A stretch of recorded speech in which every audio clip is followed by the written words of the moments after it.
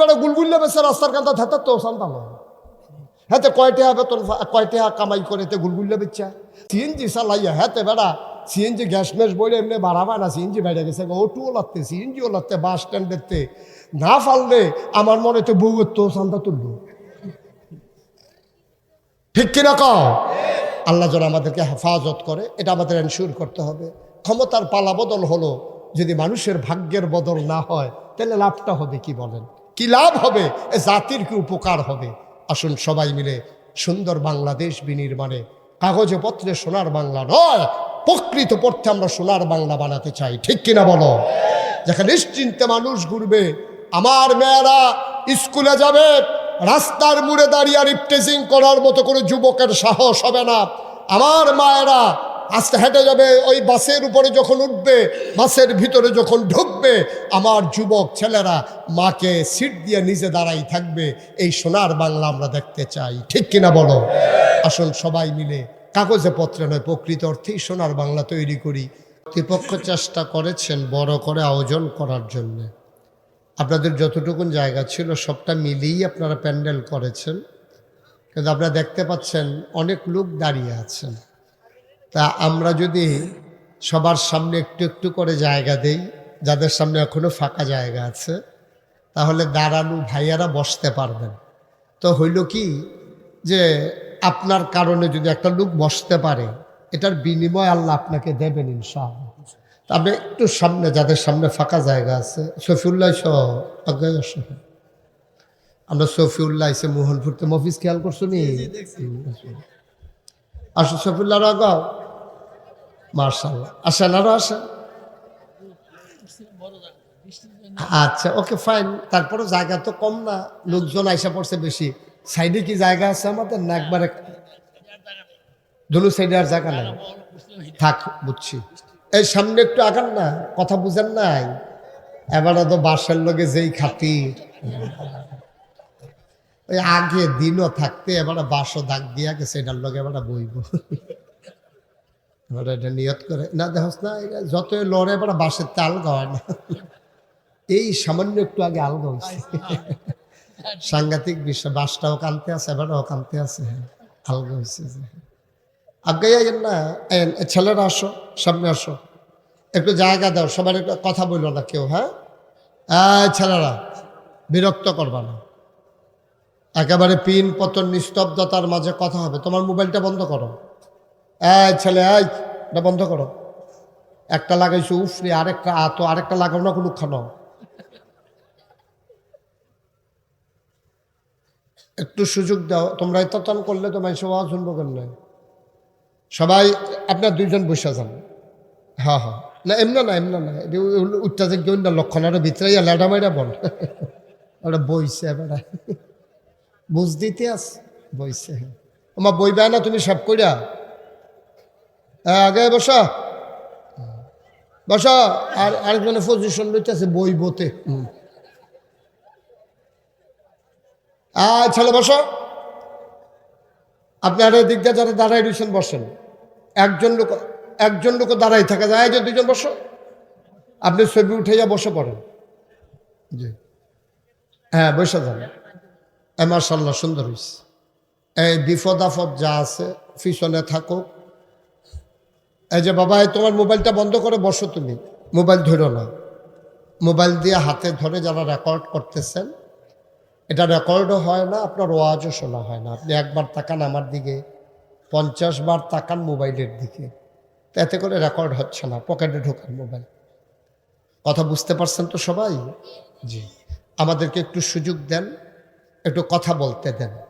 Pin পতন নিস্তব্ধতার মাঝে কথা হবে। কেউ এদিক সেদিক তাকাবেন না, কথা বলবেন না, বিশৃঙ্খলা তৈরি করবেন না। আমি যখন যেটা বলতে বলি আওয়াজ করে বলবেন। বলেন সুবহানাল্লাহ, বলেন আলহামদুলিল্লাহ, বলেন আল্লাহু আকবার। শুকরিয়া আদায় করলাম কার? করব কার? করে যাব কার? লস না লাভ? কম না বেশি? প্রমাণ আছে নাকি নাই? আল্লাহ তাবারক ওয়া তাআলা এই দুনিয়ার ভিতরে যে মানুষ বানালেন, তিনি বড় আদর করে মানুষ বানিয়েছেন। আমি আপনি মানুষ না হইয়া যদি গরু হইতাম, ছাগল হইতাম, শিয়াল কুকুর হইতাম, তাহলে রাস্তায় রাস্তায় ঘুরতাম, প্রাণ থাকতো, কিন্তু মানুষ আর হইতে পারতাম না।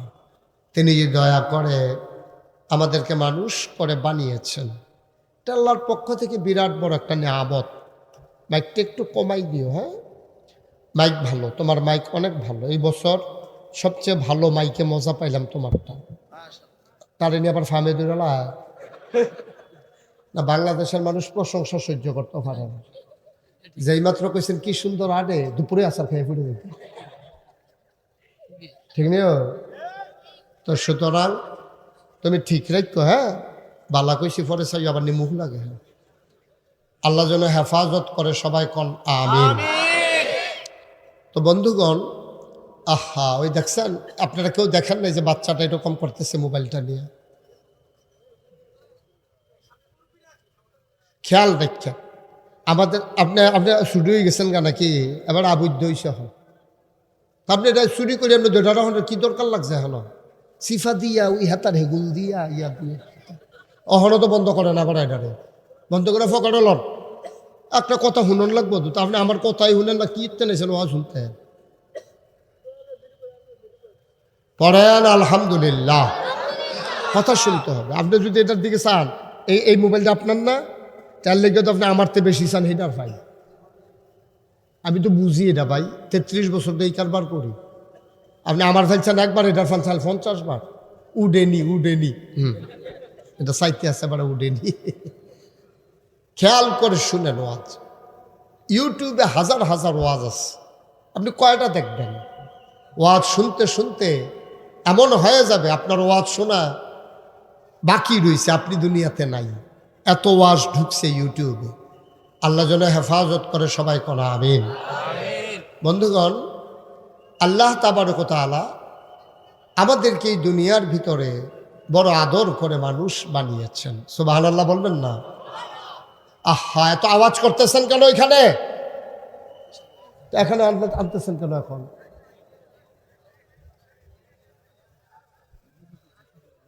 সবাই পড়েন আলহামদুলিল্লাহ। তো যেই কথাটুকুন বলতেছিলাম, আল্লাহ তাবারক ওয়া তাআলা আমাদেরকে এই দুনিয়ার ভিতরে বড় আদর করে মানুষ বানিয়েছেন। আফসুস কি জানেন? আল্লাহ তো আদর করে মানুষ বানাইলেন, আমরা হয়ে গেছিলাম পশুর মতো। ঠিক কিনা বলেন? আমরা হয়ে গেছি পশুর মতো। আমাদের আচরণ, আমাদের ব্যবহার, আমাদের লেনদেন, আমাদের চলাফেরা, আমাদের কাজকর্ম সব হয়ে গেছে পশুর মতো। কিন্তু আল্লাহ বানাইছে মানুষ। আল্লাহ যেন আমাদেরকে মানুষ যেহেতু বানাইছে, আল্লাহ যেন আমাদেরকে মনুষ্যত্ব দান করে, সবাই পড়ে না আমিন। আমি একটু আগে বলছিলাম যে আজকের মাহফিলের প্রধান অতিথি বীর মুক্তিযোদ্ধা ডক্টর রেদওয়ান আহমেদ সাহেব, যার সাথে আমার খুব ভালো একটা সম্পর্ক। ওনার বাড়ির আঙ্গিনায় আমি 2-3 বার ওয়াজ করেছি, উনি বসেছিলেন। ওনার ছেলের সাথেও আমার খুব ভালো সম্পর্ক। তো সেই সুবাদে আজকে উনি এসেছেন। জি বসেন। জি, আসসালামু আলাইকুম। আসসালামু আলাইকুম। বসেন। জি সবাই বসেন। জি হ্যাঁ, আওয়াজ করেন না, এখানে বিরক্ত করেন না, পরে এগুলো রাখবেন। সবাই পড়েন আলহামদুলিল্লাহ। জি, তা আমি যেই কথাটা বলতেছিলাম আমি শেষ করি, তারপরে ইনশাল্লাহ উনি কথা বলবেন, তারপরে আমি দোয়া করে দেবো ইনশাআল্লাহ। আল্লাহ যেন কবুল করে, সবাই পড়ে আমিন। তো যেটা বলছিলাম, আহা বসেন, পরে দিলেন। আজকে মাহফিলের যিনি প্রধান অতিথি, ওনার বাড়ির আঙ্গিনায় আমি কয়েকবার ওয়াজ করেছি। ওনার স্ত্রী আমার ওয়াজ খুব বেশি শুনেন, এবং ওনার ছেলের সাথে আমার ভালো সম্পর্ক। আর অনেক দিন হয় আর আশা হয়ে ওঠেনি, দেখা হয়নি। আল্লাহ যেন ওনাকে সুস্থতা দান করে, আমিন। এবং এই জাতির এলাকার খেদমতে আল্লাহ যেন তার বান্দাকে কবুল করেন। সবাই পড়েন আমিন। এটাই হচ্ছে একটা মানুষের জীবনের সার্থকতা। ওই যে বলছিলাম, আল্লাহ আমাদেরকে মানুষ বানিয়েছেন, আর আমরা হয়ে গেছি পশুর মতো।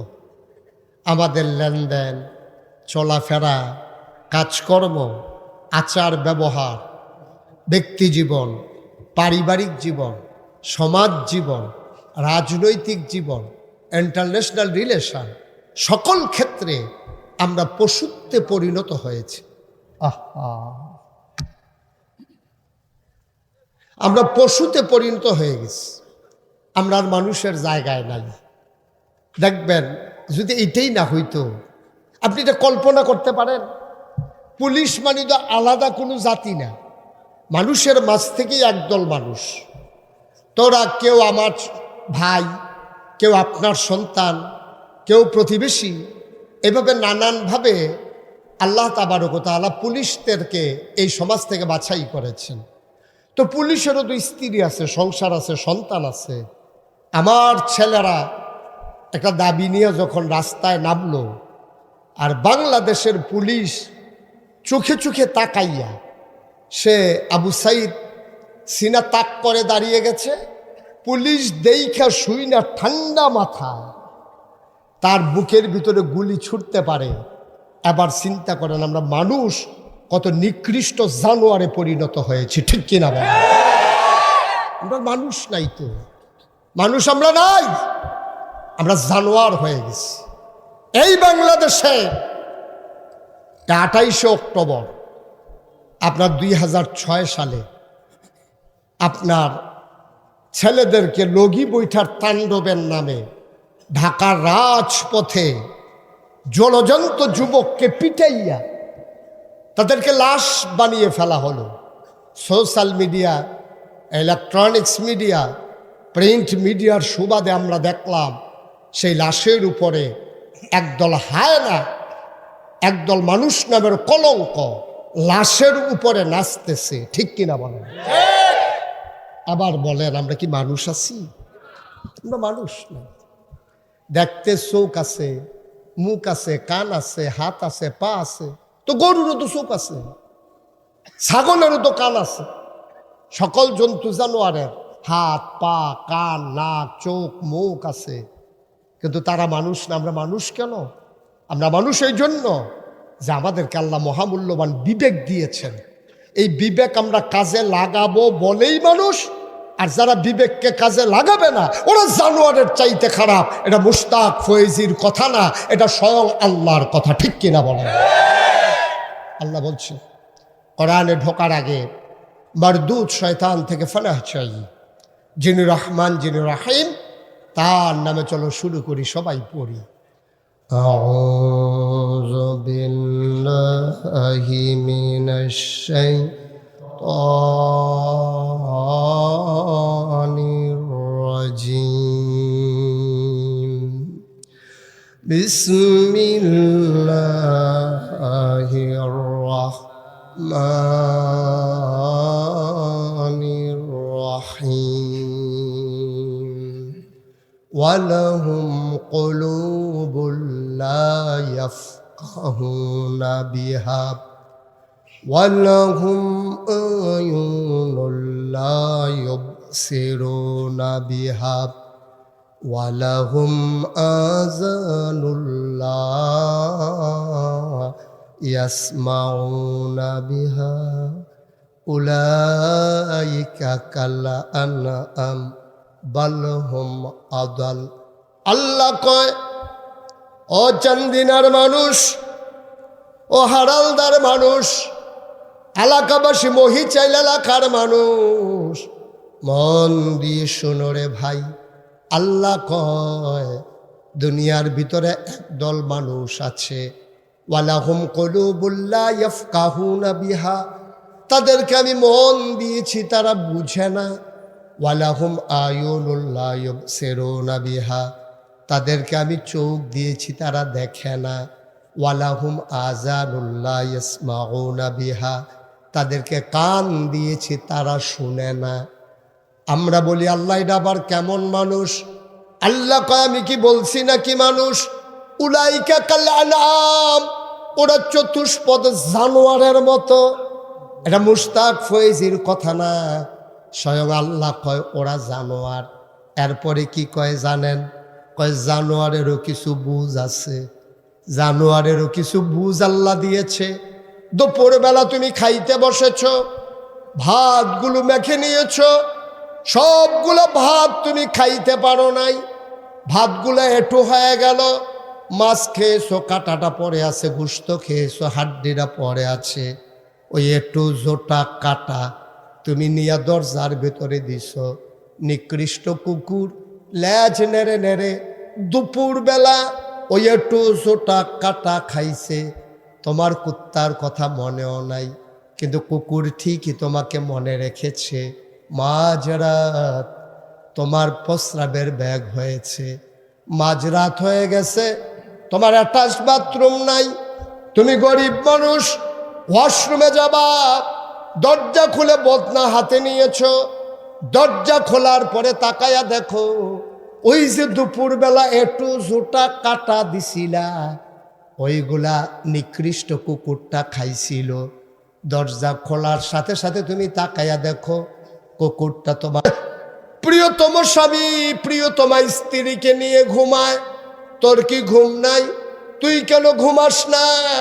কুকুরটা যেন লাজ নেড়ে নেড়ে তোমারে জবাব দেয়, ঘুমাইতে তো চাই, ঘুমাইতে পারি না। দায়বদ্ধতা, জবাবদিহিতা, কৃতজ্ঞতা, তোমার একটু জোটা কাটা খাইয়া জীবন ধারণ করেছি। আমি যদি ঘুমাই যাই, বাড়িতে যদি চোর আসে, ডাকাত আসে, তাইলে হৃদয়ের কাছে দায়বদ্ধতায় আটকে যাব, বিবেকের তাড়নায়। ওই যে নিমক খাইছিলাম, তোমার নিমক হারামি করতে পারি না, এই জন্য তোমার ঘর রাত জেগে জেগে পাহারা দেই। ভাই, চিন্তা করে দেখেছো নাকি আমরা কুত্তা কই নিকৃষ্ট জানোয়ার, সে তার মালিক চিনল, রাত জেগে জেগে আরামের ঘুম হারাম করে তোমার ঘর পাহারা দিল।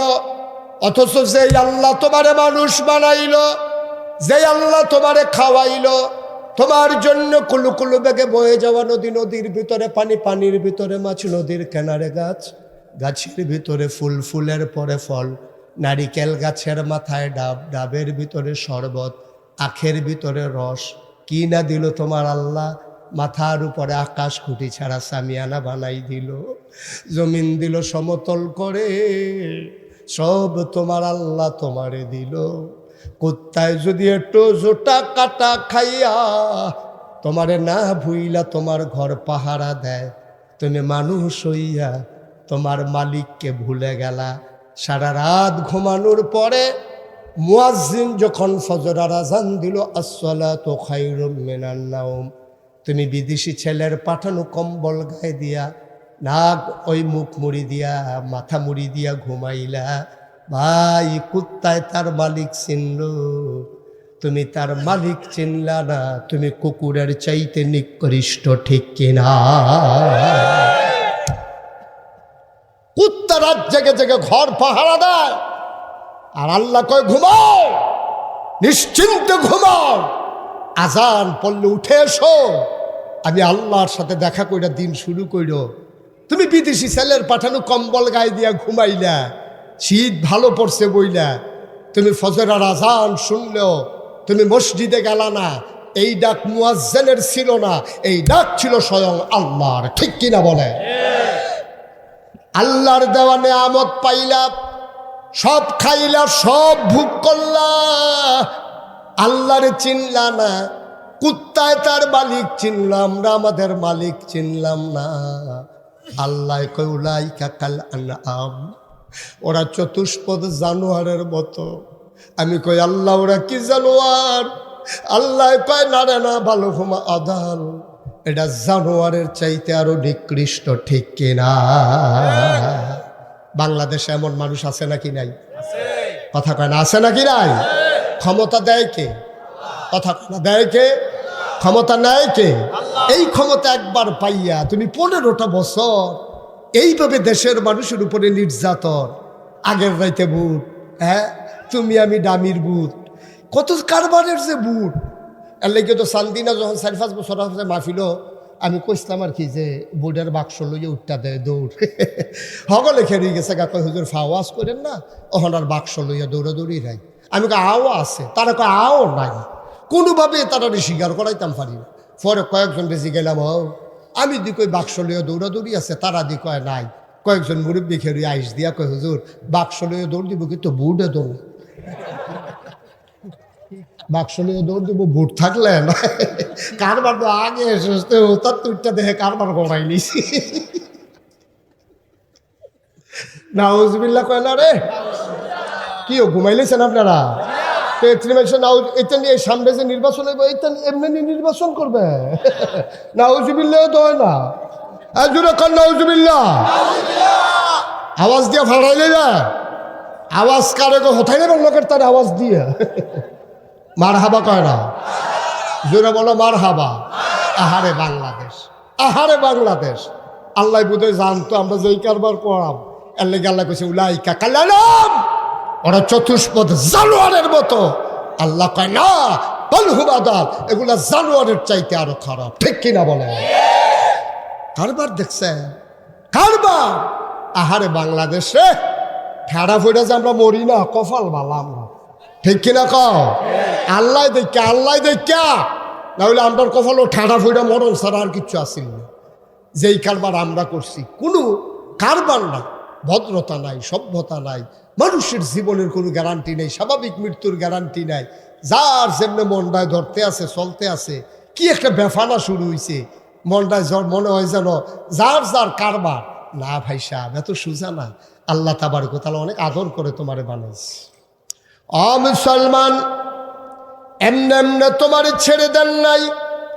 কোন পথে গেলে জান্নাত, কোন পথে গেলে জাহান্নাম, কোন পথে গেলে লাভ আর কোন পথে গেলে লোকসান, কোন পথে ভালো কোন পথে মন্দ, কোন পথে কল্যাণ আর কোন পথে অকল্যাণ, কোন পথে শিরক বেদাত, কোন পথে তাওহীদ রিসালাত, কোন পথে কুফর আর কোন পথে ইসলাম জানানোর জন্য আল্লাহ আমাদের জন্য নবী এবং রাসূল দিয়েছেন। এই নবী জন্মের পর থেকে 40 বছর বয়স পর্যন্ত তার জন্ম মক্কায়। খুব খেয়াল করেন, তার শৈশব মক্কায়, তার কৈশোর মক্কায়, তার তারুণ্য মক্কায়, তার যৌবন মক্কায়, বিবাহ করলেন মক্কায়, নিজের বাড়ি মক্কায়, শ্বশুর বাড়ি মক্কায়, মেয়ে বিয়ে দিলেন মক্কায়, লেনদেন করলেন মক্কায়, মানুষের সেবা করলেন মক্কায়, ব্যবসা করলেন মক্কায়। তিনি থাকতে পারলেন না মক্কায়, চলে যাওয়া লাগলো মদিনায়। ঠিক কিনা? তাকে মক্কায় থাকতে দেওয়া হলো না। থাকতে পারলেন না মানে থাকতে দেওয়া হলো। কেন কেন কেন? ওনার অপরাধটা কি? উনি কি বাসে আগুন দিছিল না? কথা কয় না। বুটের বাক্স লইয়ে দৌড় দিছিল? উনি নেতা হইতে চাইছিল না? কথা কয় না। নেতা হইতে চাইছিল? উনি কারো সম্পদ লুণ্ঠন করছে? কারো জিনিসপত্র চুরি করছে? একবার আরেকবার আর বউ লইয়া ভাই গেছে কেন উনি? তারপরে উনি কেন মক্কায় থাকতে পারবে না? কারণটা কি? উনার বাড়ি মক্কায়, শ্বশুর বাড়ি মক্কায়, বেয়ের বাড়ি। সুবহানাল্লাহ কয় না তো? এবারে মক্কায় না থাকতে পারার ফার্স্ট অফিসনের কারণ কি? এটা জানার দরকার আছে। আমরা দরকার আছে নিও কেড়ে কেড়ে থাকতে পারতো না কেন উনি? কারণটা কি? তা একটাই মাত্র কারণ, তিনি থাকতে না পারার পিছনে একটাই কারণ, তারা যেমনে মন চায় যা ইচ্ছা তা করত। তৎকালীন আমলে যারা ব্রাহ্মণ পূজা দিত, তারা কইতো যে পূজা দিতে হইলে একটা গামছা লাগবো, একটা কলস লাগবো, একটা ধুতি লাগবো, একটা কলার সরা লাগবো, একটা ফাড়া লাগবো, এরপরে গাইয়ের দুধ লাগবো, মোটামুটি সপ্তাহখানেক চলনের লেগিয়া যা দরকার হ্যাঁ তার সব লাগবে। তো পূজা টুজা দিয়ে সেটা কইছে তো জান ফুস হয়ে গেছে, তো এই সপ্তাহে বাইক নিয়ে পড়ছে। তো বউয়ের ধুতি ফিন্দে নিয়েছে, গামছাটা বড় তে ফিন্দা গুসল করে লাইছে, কলা খাইতে আছে, চুট্টা সেটটা লইয়া দুধ খাইতে আছে জাল দিয়া। তার মোটামুটি ফাটাটা জব করলে তো হ্যাঁ তোর ফ্রিজ আছে না, রইদ দিয়াতে মাসখানেক গোস্ত রেখা খাইতে আছে। এই কারবার চলতে আছে, তার কারবার শেষ। অহন নবী খেয়াল করে গেলাম সিহন কথা। এখন নবী যখন আইয়া কইছে এক আল্লাহ, সুবহানাল্লাহ কোন না কেন? এখন এক আল্লাহর যদি হগলে মান্য লায় আর কেউ পূজা দিবনি? আর কথা কয়টা পূজা দিবনি কেউ? তো পূজা যদি না দেয় তো ধুতি ফাইবনি, গামছা ফাইবনি, দুধ ফাইবনি, ফাড়া ফাইবনি, তো ছাগলের আরে কি জানি কয় কলার ছড়ি ফাইবনি, তো দাদা গামছা ফাইব। তে জানে যে কলস মলস কিচ্ছু আর হয়তো না, পানি খাইয়া টিউবওয়েলের মুখ লাগাইয়া আইয়া ভাইতে ইউতে থাকবো, কলস দেওয়ার পানি নেওয়া যেত না। তে চিন্তা করলো মোহাম্মদের দেওয়া আল্লাহর বিধান, আল্লাহর যদি মানুষ মাইনা লায় তাহলে তো আর আমার কাছে কেউ হয়তো না। সুতরাং আমার পূজা চলো মোহাম্মদের ওই এক আল্লাহ, লা ইলাহা ইল্লাল্লাহ মুহাম্মাদুর রাসূলুল্লাহ, তার ওই ইসলামকে ঠেকাও। এখন যারা তৎকালীন আমলে ধর্মীয় নেতা ছিল সবাই মিললে ইসলামের বিরোধিতা শুরু করছে, ঠিক কিনা কম? আচ্ছা, তারা কলার শরীর মায়ায়, ছাগলের মায়ায়, গামছার মায়ায় তারা না হইলে বিরোধিতা করছে। বাহি তারা বিরোধিতা করলো করে, বাহি তারা বিরোধিতা করছে কারণে কারণে। যেমন সুদখুর যারা, তারা বুঝ জ্বালাইছে আল্লাহ কইছে আহাল্লাল্লাহুল বাইয়া ওয়া হাররামার রিবা, ব্যবসা হালাল, সুদ হারাম। হাতে চিন্তা করছে যে যদি মোহাম্মদের ইসলাম কায়েম হইয়া যায়, সেই জমানায় সবচেয়ে বড় সুদখুর ছিল নবীর চাচা, নাম হইল আবুল আহাব। সে ছিল পুঁজিপতি, সুদখুর, সে চক্রবৃদ্ধি সুদ খাইতো। সুদের উপরে যেটা আইতো সেইটাও আবার তো সুদে লাগাইতো। কথাটা বোধহয় বুঝছেন না। মনে করেন 1000 টাকা নিলে মাসে 100 টাকা, এই মাসটা ঘুরনের পরে কইলাম রে ওখান থেকে কইলাম 1100 টাকার সুদ দিবি, ওই যে ওইসে সেইটা বেড়াই। তো এটারে কয় চক্রবৃদ্ধি সুদ, সুদের উপরে সুদ। নাউজুবিল্লাহ করলে কেন? আচ্ছা, নবীজির ইসলাম যদি কায়েম হইয়া যায় সুদ আর থাকবো নি?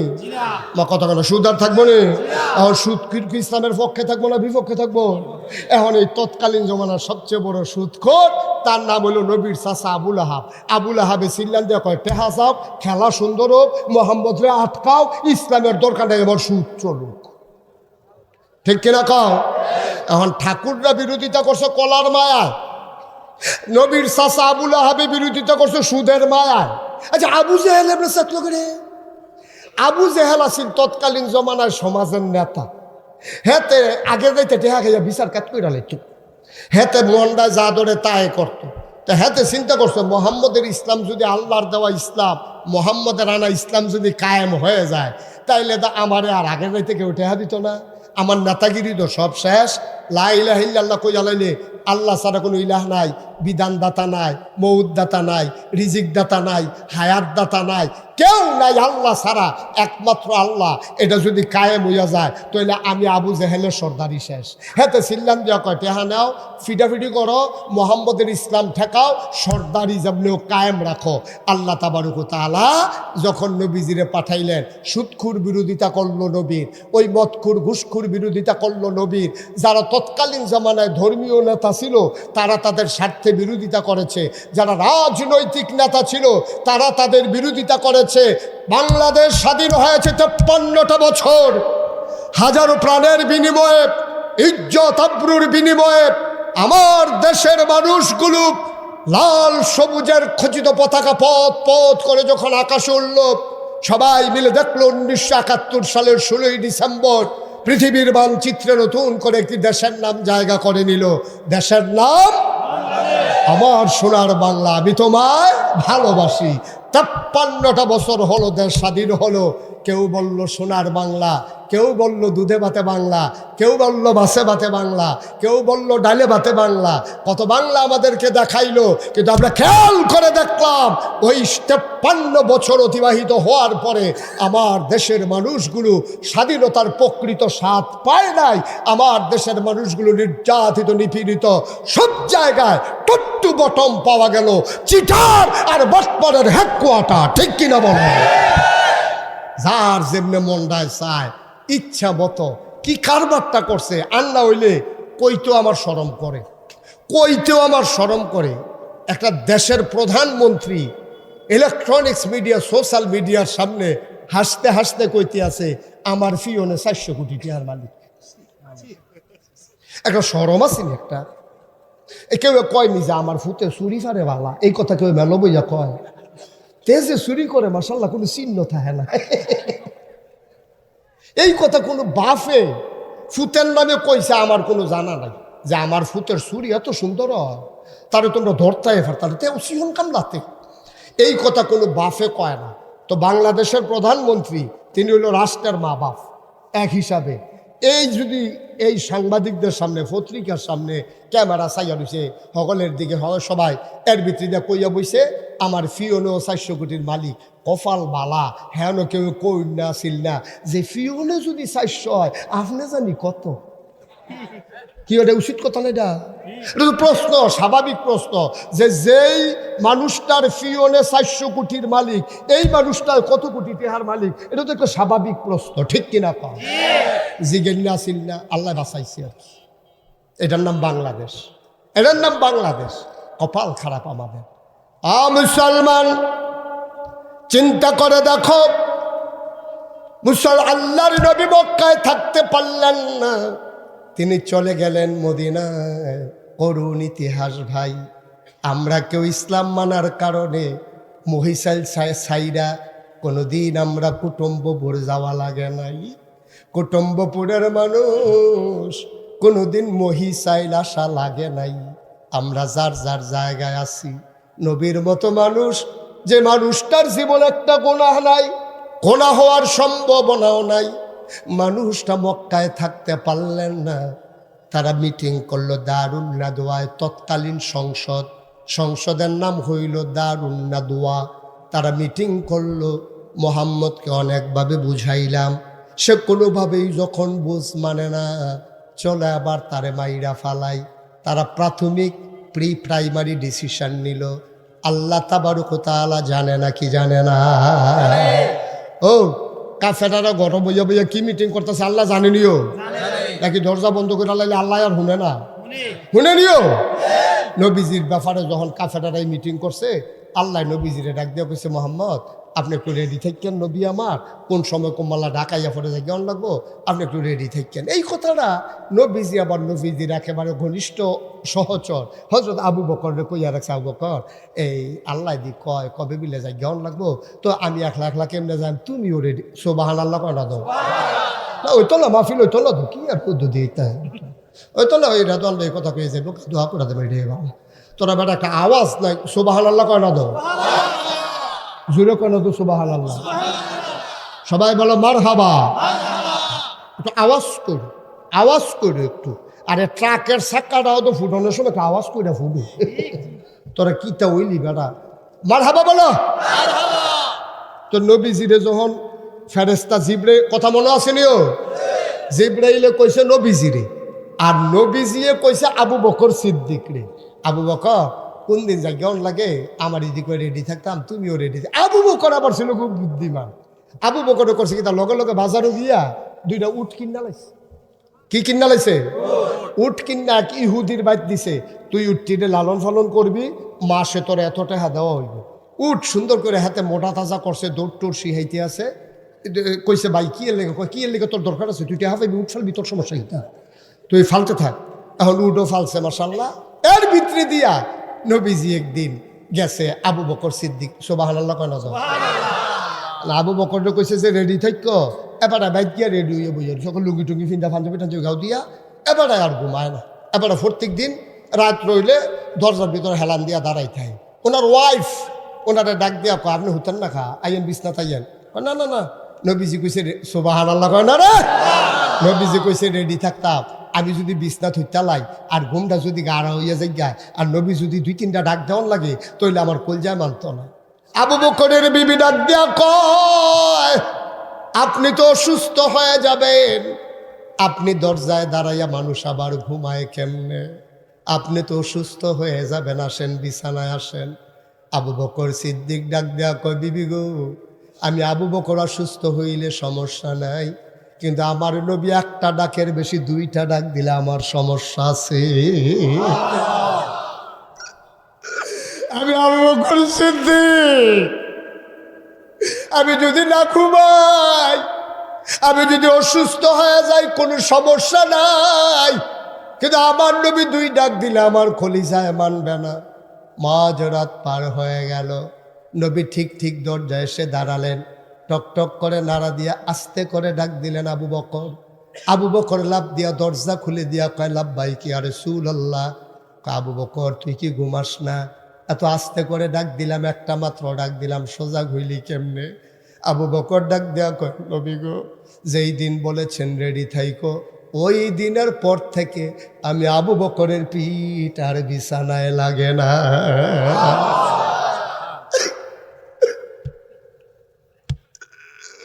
আল্লাহর নবী ডাক দিয়া কয়, আসো আসো। আবু বকর কে ইয়া রাসূলুল্লাহ হে বাইতে আই গিয়া কইবা দেখি আপনি যেই দিন বলেছেন রেডি থেকে আমি 2টা উট কিনা পালতে নিছিলাম, কারণ আপনি দুর্বল হয়ে যাবেন, এত লম্বা রাস্তা হাঁটতে পারবেন না, উটগুলা নিয়ে আসি। নবীজি কয় নাও নিয়ে আসো। এবার মক্কা থেকে মদিনা যেই দিকে, নবী ওই দিকে না গিয়া হাঁটা দিলেন উল্টা দিকে। আবু বকরকে ইয়া রাসূলুল্লাহ মদিনা তো ওই দিকে।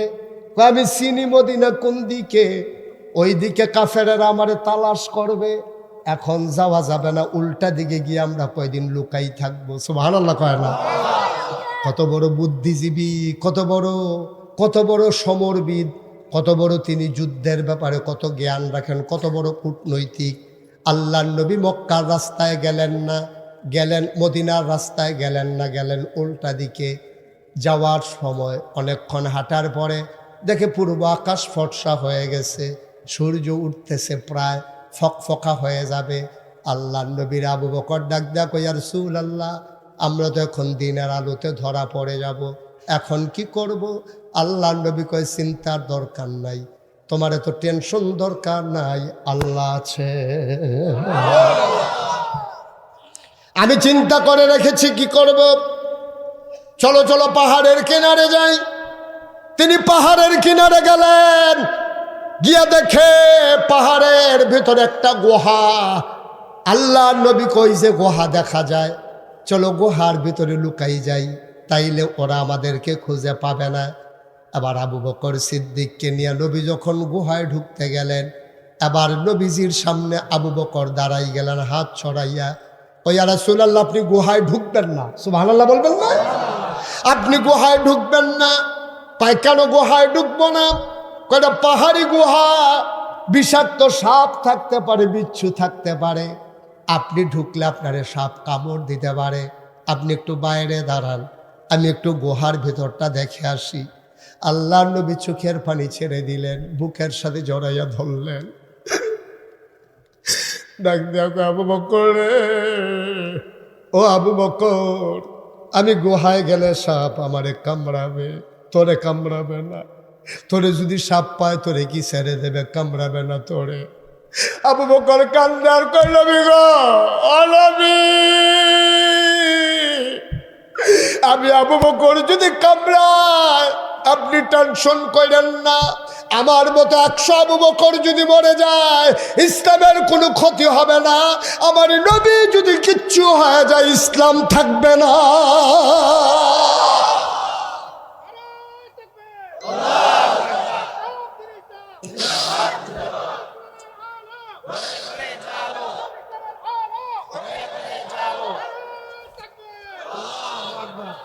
আমি মরে গেল আপত্তি নেই, আমি মরে যাই সমস্যা নাই, আপনার কিছু হয়ে গেলে ইসলাম সর্বনাশ হয়ে যাবে। আবু বকর ঠিক ঠিক ঢুকলেন, ঘুরে ঘুরে দেখে আসলেন, এরে বললেন মোস্ট ওয়েলকাম, আহলান সাহলান মারহাবা, মোস্ট ওয়েলকাম, আসুন গুহার ভিতরে আসুন, কোনো সমস্যা নাই। আল্লাহ নবী ঢুকলেন। এবার আল্লাহ নবী কয়, আবু বকর শরীরটা বড় দুর্বল লাগতেছে, ঘুম ঘুম ভাব, ঘুমানো দরকার। আবু বকর সিদ্দিক কয়, ইয়া রাসূলুল্লাহ আমি আসন পেতে বসি, আপনি কোলে মাথা রেখে শুয়ে পড়ুন, আপনি ঘুমিয়ে যান, এখন আমার ঘুমের চাহিদা নাই। সুবহানাল্লাহ। আবু বকর সিদ্দিক আসন পেতে বসলেন, আল্লাহর নবী কুলের ভিতরে মাথা রেখে শুয়ে পড়লেন। আস্তে আস্তে আলতো করে আঙ্গুল দিয়ে কপালের ভিতরে হাত বুলিয়ে দেয়, টিপে দেয়, আলতো করে। আল্লাহ নবী আরাম পেয়ে ঘুমিয়ে পড়লেন। মুসলমান, আল্লাহর নবী যখন ঘুমিয়ে পড়লেন, এবার আবু বকর সিদ্দিক চতুর্দিকে তাকায়া দেখে ওই পুরাটা গুহার ভেতরে ছোট ছোট গর্ত দেখা যায়, গর্তের ভেতর থেকে সাপের জিহ্বা দেখা যায়, সাপের জিহ্বা লক লক করে। আবু বকর সিদ্দিক ভয় পেয়ে গেলেন, তিনি টান দিয়া মাথার পাগড়িটা খুললেন, কাপড়টারে ছিঁড়ে ছিঁড়ে টুকরা টুকরা করলেন, সবগুলা গর্ত তিনি বন্ধ করে দিলেন। একটা মাত্র গর্ত বাকি রয়ে গেল, কাপড়ের টুকরা শেষ হয়ে গেল। সুবহানাল্লাহ বলবেন না? পাগড়ি দিয়া সবগুলা গর্ত বন্ধ করছে, কিন্তু গর্ত একটা বাকি, কাপড় আর না, কথা কয় না, কাপড় আর। এখন কি করবেন? তিনি আস্তে করে নিজের পাটাকে নবীর মাথা মুবারক থেকে আলগা করতে চাইলেন। খুব ধীরে সুস্থে তিনি আলাদা করে আবার পাটাকে, ওই যে গর্তটা ছিল একটা বাকি, ওই গর্তের মুখে পা দিয়া চাপা দিয়া রাখছে যেন কোনো সাপ আসতে না পারে। ঠিক ঠিক পাহাড়ি বিষাক্ত সাপ বের হতে না পেরে আস্তে করে আবু বকর সিদ্দিকের পায়ের ভিতরে ছুবল মারলেন, ধ্বংসন করলেন। আবার আবু বকর সিদ্দিক বিষে নীল হয়ে গেল, তার শরীর বিষে তার শরীরটা নীল হয়ে গেল। আবু বকর সিদ্দিক ঠোঁটের ভিতরে কামড় দিয়ে রেখেছেন, আওয়াজ বের হলে নবীর ঘুম ভেঙে যাবে।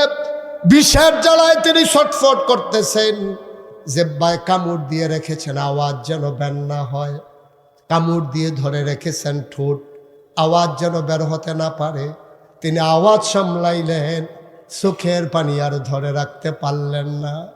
বিষের যন্ত্রণায় 2 ফোঁটা গরম চোখের পানি, আবু বকর সিদ্দিকের 2 ফোঁটা চোখের পানি নবীজির গাল মুবারকে পড়ে গেল। নবী চমকে উঠলেন, তিনি থমকে দাঁড়ালেন, তিনি আশ্চর্যান্বিত হয়ে গেলেন। নবী আমার আস্তে করে চোখ খুলে দেখে আবু বকর কাঁদতেছেন, শরীরটা তার নীল হয়ে গেছে। আল্লাহর নবী উঠে বসলেন, কই যারা বড় নবীর মায়া, ওয়ামা আরসালনাকা ইল্লা রাহমাতাল লিল আলামিন। নবী হলেন সবার জন্য রহমত। আল্লাহ কয় ফাবিমা রাহমাতিন মিনাল্লাহ, ফাবিমা রাহমাতিন মিনাল্লাহি লিনতা লাহুম ওয়ালাউ কুনতা ফাজ্জান গালিজাল কলব লানফাদ্দু মিন হাওলিক ফাআফু আনহুম ওয়াস্তাগফির লাহুম ওয়াশাবিরহুম ফিল আমর ফাইযা আযামতা ফাতাওয়াক্কাল আলাল্লাহ ইন্নাল্লাহা ইউহিব্বুল মুতাওয়াক্কিলিন। নবীর মনটা শুধু মায়া আর মায়া। নবী তাকায় দেখে আবু বকরের গাল বেয়ে বেয়ে পানি পড়ে, ঠোঁটটারে কামড় দিয়ে ধরে রাখছে, শরীরটা নীল। আল্লাহর নবী ডাক দেখো, আবু বকর, ও আবু বকর, তোদের মায়া লাগতেছে নাকি? ও আবু বকর, বাড়ির কথা মনে পড়ছে নাকি? ও আবু বকর, তুমি কেন কান্দো? নিশ্চয়ই বিবির কথা মনে পড়েছে, নিশ্চয়ই বাচ্চাদের কথা মনে পড়েছে। আবু বকর চিৎকার করে কই, ইয়া রাসূলুল্লাহ, একটা কথা বললেন, যেই নবীর চেহারার দিকে তাকাইলে বাচ্চারা খিদা ভুলে যায়, কান্না থেমে যায়, ওই নবী আমার কুলে, আর আমি বাড়ির কথা মনে করে কানবো। এটা আপনি একটা কথা বললেন। ইয়া রাসূলুল্লাহ, ইয়া হাবিবাল্লাহ, খোদার কসম, বাড়ির কথা মনে করে আমি কান্দি না। কয় কান্দো কেন? আবু বকর কয়, মনে করেছিলাম বলবো না, না বলে তো পারলাম না, সাপ আমার পায়ে কামড় দিয়ে দিয়েছে। দেখি দেখি কই কামড়াইছে। আল্লাহর নবী পায়েটা ধরলেন, নিজের আঙ্গুল দিয়া থুতু লাগালেন, একটু লালা লাগালেন, আস্তে করে সাপের কামড়ের জায়গায় লাগাই দিলেন। আবু বকর কয়, পৃথিবীর মানুষ সাক্ষী থাকো, খোদার কসম, আমার পাটা আগে যেমন আরামে ছিল, নবীর লালা লাগানোর পরে সারাটা জীবন এর চাইতে বেশি আরামে ছিল। এটার নাম ইসলাম, এটার নাম ইসলাম। আল্লাহ যেন কবুল করে, সবাই পড়ে না আমিন। আজকে যেহেতু আমার মুরব্বী, এই এলাকার অভিভাবক রেদওয়ান ভাই, আমি মন থেকে মানুষটাকে পছন্দ করি, স্ট্রেট ফরওয়ার্ড। তিনি কথা যেটা বলেন সেটা কাজ করতে পছন্দ করেন। আমি চাই আল্লাহ তার এই গোলামকে দ্বীনের খাদেম হিসাবে কবুল করুক। আর সবচেয়ে বড় চাওয়া হলো, 15 বছরে ওরা যা ভুল করেছে, আমার বিনয়ের সাথে মিনতি, ওনাকে অভিভাবক হিসাবে এটাকে এনশিওর করতে হবে। আজকে যেমন করে সিএনজি স্ট্যান্ডে চাঁদাবাজি ছিল, বাস স্ট্যান্ডে চাঁদাবাজি ছিল, সরকারি সম্পদগুলো দখল দিয়া আজকে যেই কারণে আগের তাদের পতন হয়েছে, এই কাজ যেন আর বাংলাদেশে প্রকাশ না পায়। ঠিক কিনা বল? যদি আবার এটাই হইল, তাহলে সাধারণ মানুষ কি বলবে? সাধারণ মানুষ বলবে, আরে আগেরটাই ভালো আছি, ওখানের তারা দিয়ে আরো বেশি জুলুম শুরু করছে রে। তখন তো আমরা রক্ষণে সব শেষ। এই যে ছেলেদের জীবন দেওয়া শেষ, আমাদের 15 বছর ধরে কষ্ট করা শেষ, এই যে আলেম ওলামা নির্যাতিত হলো। বাংলাদেশে আপনি চিন্তা করে দেখেছেন, যেই দেশে চুর ডাকাত বদমাইশ তারা সিনা উঁচু করে রাস্তায় হাঁটে, আর আলেম ওলামারা এই বাংলাদেশে জেলখানার ভিতরে ধুকে ধুকে মরেছে, ঠিক কিনা বলো? একটা আলেমের চোখের পানি ধ্বংসের জন্য যথেষ্ট। আল্লাহ নবী বলেছেন, লা হাসাবা বাইনাহু ওয়া বাইনাল্লাহ, তার মাঝে আল্লাহর মাঝে কোনো পর্দা নাই। যেই মানুষটার উপরে তুমি জুলুম করেছ, সে যখন আল্লাহ বলে ডাক দেয়, ডাকটা দিতে দেরি, কবুল হতে দেরি নাই, ঠিক কিনা বলো? শুধু আগের তারা যা করেছে, আল্লাহর হস্তে আমরা যেন আর তা না করি। যতদিন আমরা বেঁচে থাকি, এই প্রজন্ম বেঁচে থাকবে, ভবিষ্যৎ প্রজন্মে আসবে। যদি আমরা আবার ওদের মতো হয়ে যাই, তাইলে এই রক্তের সাথে বেঈমানি হবে, ঠিক কিনা বলো? 2000-এর মতো ছেলেরা যে জীবন দিল, বুলেট নিল বুকে, ঝাঁঝরা করে দিল তাদের বুক, তাদের আত্মা শান্তি পাবে না যদি সুন্দর করে আবার নতুন বাংলাদেশ তৈরি না হয়। আল্লাহ যেন আমাদেরকে কবুল করে। সবাই পড়ো আমিন। জোরে পড়ে না আমিন। আমরা এনশিওর করতে চাই যে যা গেছে তা গেছে, এইগুলো আর ফিরে আসবে না। হ্যাঁ, আরে বেটা গুলগুল্লা বেছে রাস্তার কান্তা থাকার তো শান্তাল, হ্যাঁ, তো কয়টা বেতন, কয়টা কামাই করে তে গুলগুল্লা বেচা 500 টাকা কামাই করলে তার কুকুরের চাইতে খারাপ। ওই গুলগুল্লা বেড়াতে সিএনজি চালাইয়া, হ্যাঁ তে বেড়া সিএনজি গ্যাস ম্যাস বলে এমনি বাড়াবা না, সিএনজি বেড়ে গেছে, ওটুও লাগতে, সিএনজিও লাগতে, বাস স্ট্যান্ডেরতে না ফাললে আমার মনে তো বউয়ের তো চান্দা তুলল, ঠিক কিনা কও? আল্লাহ যেন আমাদেরকে হেফাজত করে, এটা আমাদের এনশিওর করতে হবে। ক্ষমতার পালা বদল হলো, যদি মানুষের ভাগ্যের বদল না হয়, তাহলে লাভটা হবে কি বলেন? কি লাভ হবে? এ জাতির কি উপকার হবে? আসুন সবাই মিলে সুন্দর বাংলাদেশ বিনির্মাণে, কাগজে পত্রে সোনার বাংলা নয়, প্রকৃত পক্ষে আমরা সোনার বাংলা বানাতে চাই, ঠিক কিনা বলো? যেখানে নিশ্চিন্তে মানুষ ঘুরবে, আমার মেয়েরা স্কুলে যাবে, রাস্তার মুড়ে দাঁড়িয়ে রিপটেজিং করার মতো কোনো যুবকের সাহস হবে না। আমার মায়েরা আস্তে হেঁটে যাবে, ওই বাসের উপরে যখন উঠবে, বাসের ভিতরে যখন ঢুকবে, আমার যুবক ছেলেরা মাকে সিট দিয়ে নিজে দাঁড়াই থাকবে। এই সোনার বাংলা আমরা দেখতে চাই, ঠিক কিনা বলো? আসুন সবাই মিলে কাগজে পত্রে নয়, প্রকৃত অর্থেই সোনার বাংলা তৈরি করি।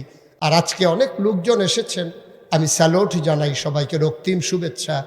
আশা হয় না ইদানিং কাছাকাছি দূরের মাহফিলগুলোতে। গতকালকে মাহফিল ছিল লক্ষ্মীপুর, ওই দূরে দূরে চলে যাওয়ার কারণে একসময় চান্দিনাতে আমি সবচেয়ে বেশি মাহফিল করেছি।